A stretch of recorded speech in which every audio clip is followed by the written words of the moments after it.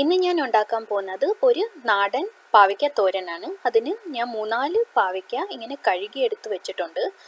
അപ്പോൾ ഈ പാവയ്ക്ക ഞാൻ ആദ്യം രണ്ടായിട്ട് ഇങ്ങനെ അങ്ങ് മുറിച്ചിട്ട് അതിൻ്റെ ആ മൊന അത് മുറിച്ച് കളയും. എന്നിട്ട് ഈ പാവയ്ക്ക പിന്നെ രണ്ടായിട്ട് മുറിക്കും. അപ്പം അതിൻ്റെ അകത്തുള്ള ആ കുരുവും ആ വെളുത്ത മാംസവും നമുക്ക് എളുപ്പം എടുത്തു കളയാൻ ഈസി ആയിരിക്കും. അപ്പോൾ ഈ വെളുത്ത മാംസം എത്ര ഇരിക്കും അത്ര ഈ പാവയ്ക്ക തോരന് കയ്പ്പ് വരും. അപ്പോൾ എത്ര പറ്റും അത്രയും നമ്മൾ എടുത്ത് കളയണം. ഇങ്ങനെ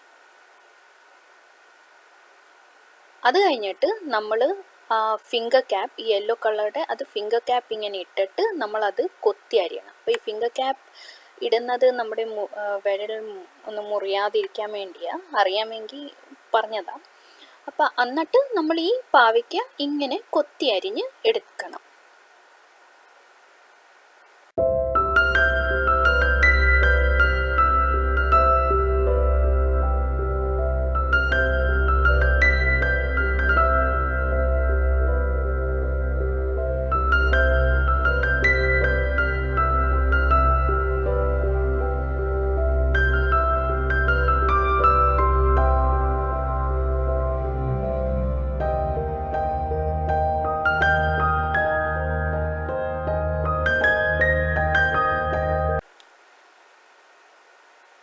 ഇനി ഒരു പക്ഷേ ഇങ്ങനെ കൊത്തി അരിയാൻ പറ്റുന്നില്ലെങ്കിൽ നമുക്ക് ഈ പാവയ്ക്ക കഷ്ണം ഇങ്ങനെ നീളത്തി ഇങ്ങനെ അരിഞ്ഞെടുത്തിട്ട് അതിനെ കുഞ്ഞു കുഞ്ഞായിട്ട് ഇങ്ങനെ അരിഞ്ഞെടുക്കാം.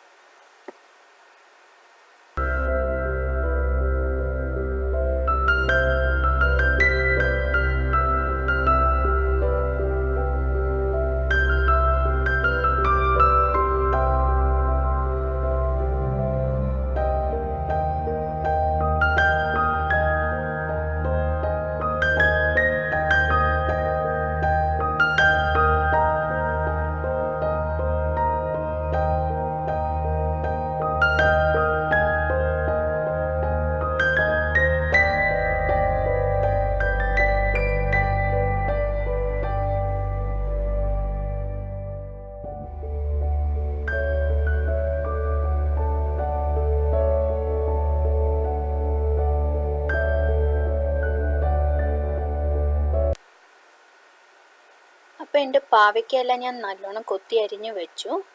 ഇനി ഞാൻ ഇച്ചിരി ചെറിയ ചൂടുവെള്ളം എടുത്തിട്ട് അത് ഇച്ചിരി ഉപ്പിട്ടിട്ട് ഈ പാവയ്ക്ക അതിയൊന്ന് മുക്കി വെക്കണം. ഒരു 10-15 മിനിറ്റ്.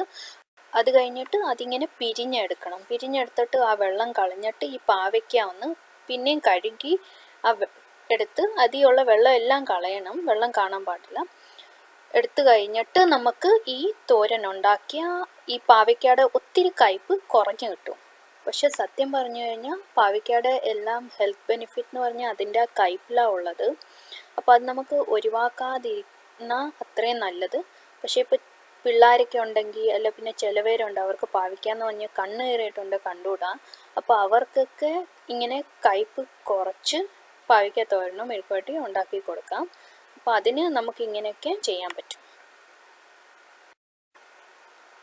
ഇനി ഒരു ഉള്ളിയും ഇച്ചിരി പച്ചമുളകും കൂടെ അരിഞ്ഞെടുത്തിട്ട് കുഞ്ഞുഞ്ഞായിട്ട് അരിഞ്ഞു വെച്ചിട്ട് അത് ഈ കൊത്തി അരിഞ്ഞു വെച്ച പാവയ്ക്കയുടെ കൂട്ട് ചേർക്കാം. പിന്നെ ഇച്ചിരി തേങ്ങായും ഇച്ചിരി കറിവേപ്പിലയും ഇച്ചിരി മഞ്ഞൾപ്പൊടിയും എല്ലാം കൂടെ എടുത്തിട്ട് ഈ കൊത്തി അരിഞ്ഞു വെച്ച പാവയ്ക്കായിലോട്ട് ഇട്ടിട്ട് എല്ലാം കൂടെ ഒന്ന് കൈ കൊണ്ട് നല്ലോണം മിക്സ് ചെയ്തെടുക്കണം.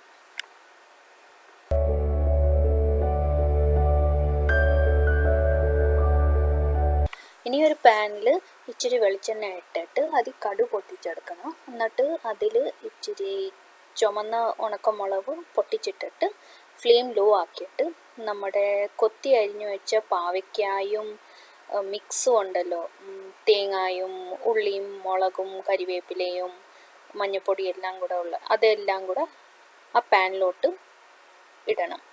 ഇട്ടിട്ട് എല്ലാം കൂടെ ഒന്ന് മിക്സ് ചെയ്യണം. മിക്സ് ചെയ്തിട്ട് നമ്മൾ അതിൻ്റെ സെൻറ്ററിൽ ഒരു ഇച്ചിരി വെള്ളം ഒഴിക്കണം. 1-2 ടീസ്പൂൺ വെള്ളം ഒഴിച്ചിട്ട് ഈ പാവയ്ക്ക എല്ലാം കൂടെ ഒന്ന് സെൻറ്ററിലോട്ട് കൊണ്ടുവന്നിട്ട് ഒരു മൂടി കൊണ്ട് നല്ലോണം അടച്ചു വെക്കണം.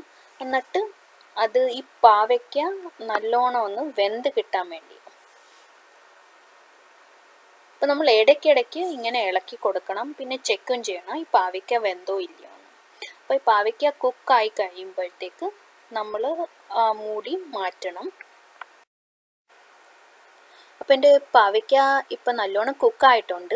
ഇനി ഞാൻ ഇത് ഇച്ചിരിയും കൂടെ വെളിച്ചെണ്ണ ഒഴിക്കും. അപ്പോൾ ഇച്ചിരിയും കൂടെ ടേസ്റ്റ് വരാൻ വേണ്ടി. പിന്നെ ആവശ്യത്തിന് ഉപ്പും കൂടെ ഇട്ടിട്ട് എല്ലാം കൂടെ ഒന്ന് ഇളക്കി കൊടുക്കും. എന്നിട്ട് ഗ്യാസ് ഓഫ് ചെയ്തിട്ട് ഇത് നമ്മളൊരു പ്ലേറ്റിലോട്ട് മാറ്റിയെടുക്കാം.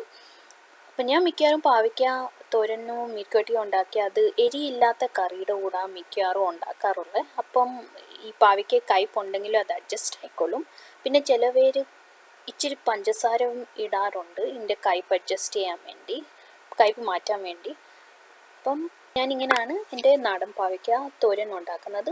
നിങ്ങളും ഉണ്ടാക്കി നോക്കൂ. നിങ്ങൾക്ക് ഇഷ്ടപ്പെടുമെന്ന് വിചാരിക്കുന്നു. നിങ്ങൾക്ക് എൻ്റെ വീഡിയോ റെസിപ്പി ഇഷ്ടപ്പെട്ടിട്ടുണ്ടെങ്കിൽ എൻ്റെ വീഡിയോ ലൈക്ക് ചെയ്യണം, ഷെയർ ചെയ്യണം, കമൻറ്റ് ചെയ്യണം. എൻ്റെ കുട്ടി ചാനലിലേക്ക് സബ്സ്ക്രൈബ് ചെയ്തിട്ടില്ലെങ്കിൽ സബ്സ്ക്രൈബ് ചെയ്യണം.